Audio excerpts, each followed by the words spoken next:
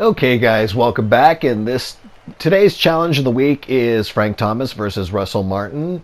And as you can see, that I have changed my PCI, which is that little yellow indicator in the middle, to from um, from reticle to wedge. I have had to play around with it a lot to see what I like the most and to see where I like to position my PCI before the pitch. And I noticed because of the shape of my hand, I actually prefer to stay down and work my way up.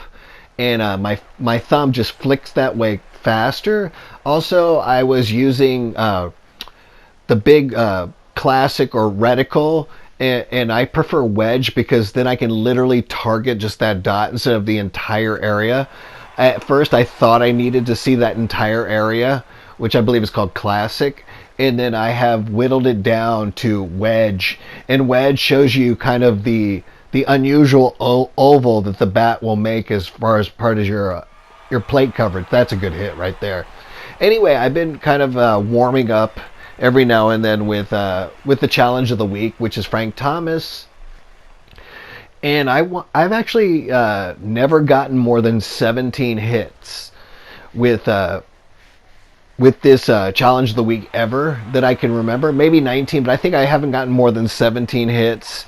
And so I was like, okay, you know what?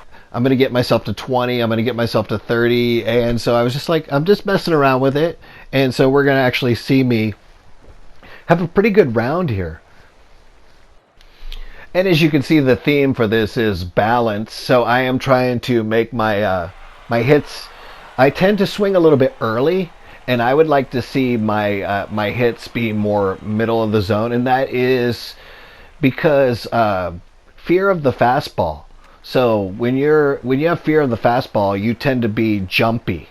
And so when you're expecting fastball and then you get off speed, you will tend to swing early. And so you can see there that was off speed and down and away, and I swung early. And you can see there, off speed, swung early again.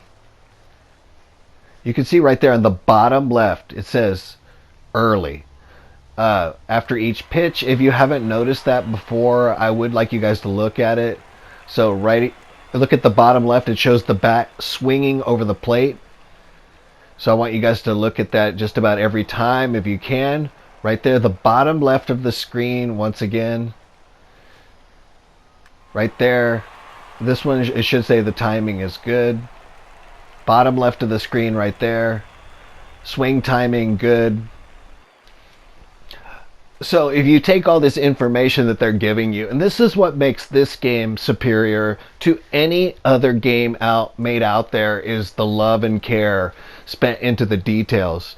I've messed around with all the other sports games, and I haven't messed around with football in probably, I don't know, let's say 10 years. I haven't played football games.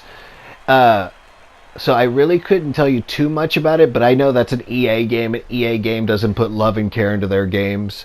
And so I, of course, bought the hockey recently for the first time in a few years, and I haven't messed around with that for a while, but it was the typical EA games where their menus, their information was almost like somebody just typing behind a computer. I will show you guys that in the next couple days.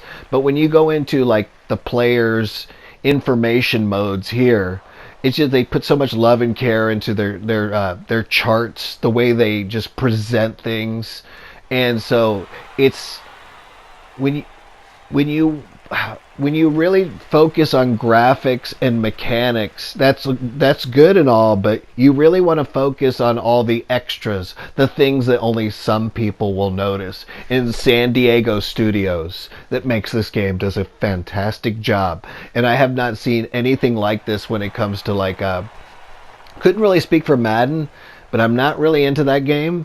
But you could definitely say when you look at the games like the hockey or the basketball, there's just so many things that aren't as realistic as they could be. I do give 2K credit for making a really good game. I just don't think it's as good and taking it as far as San Diego Studios has. So my hat's off to San Diego Studios for literally making the best sports game, and nobody ever complains about the show that much because the show has been known for year after year now to be the best game, best baseball game in baseball or in sports. And if you think about it this way, they actually took uh, MLB 2K12, 2K13 was the last year. They took the 2K series out of the market, and so this has just been a beautiful game.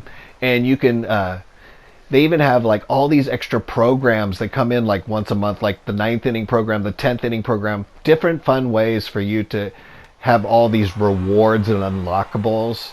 And it goes from like having a normal card to gear, and finally it'll culminate into you getting a diamond player to choose from.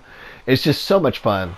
And every single, the menus, the interfaces, the transitions, everything about this game is absolutely fantastic. Anyway, let's go back to this. Here we got another like 30 seconds. Ooh, nice way to finish up. Wow, nice way to finish up. Very proud of that hit right there. Ooh, almost hit a home run.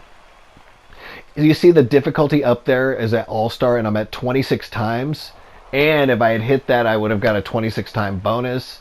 I end up here with about 21 hits, so I did reach my goal. I'm pretty proud of this. You can see it's becoming a little bit more balanced right there. So a lot to look forward to with this game and to my evolving in this game. And thank you guys, and I will see you guys next time.